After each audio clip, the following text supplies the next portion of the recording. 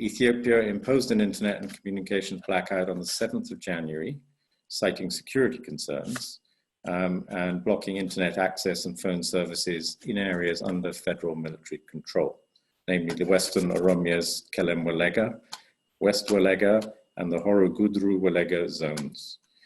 The shutdown coincided with government military operations against the armed wing of the once banned Oromo Liberation Front.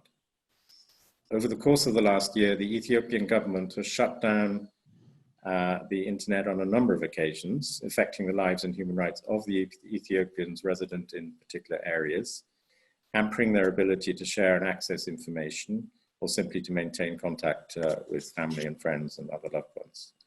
Ethiopia is not, of course, not the only country to shut down communications link. We urge all governments to immediately end any and all blanket internet and telecommunications shutdowns. Everyone has the right to receive and impart information, and blunt measures such as blanket internet and telecommunications shutdowns, sometimes for prolonged periods, violate the principles of necessity and proportionality and contravene international law.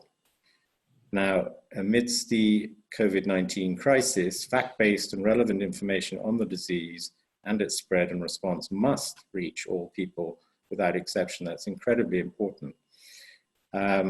Authorities, medical professionals, relevant experts must be able to share accurate and vital information with each other and with the public about the pandemic. And it's also essential that information on the disease is readily available in understandable formats and languages. And if you're talking Ethiopia, you're talking a country where there are a lot of different languages. And information is adapted for people with specific needs, including the visually and hearing impaired. So that's a major issue. How do you get the information to them? And it also needs to reach those with limited or no ability to read or no access to the internet or technology. So the whole issue of information sharing during the COVID-19 crisis is of paramount importance, and internet shutdowns clearly run completely in the opposite direction.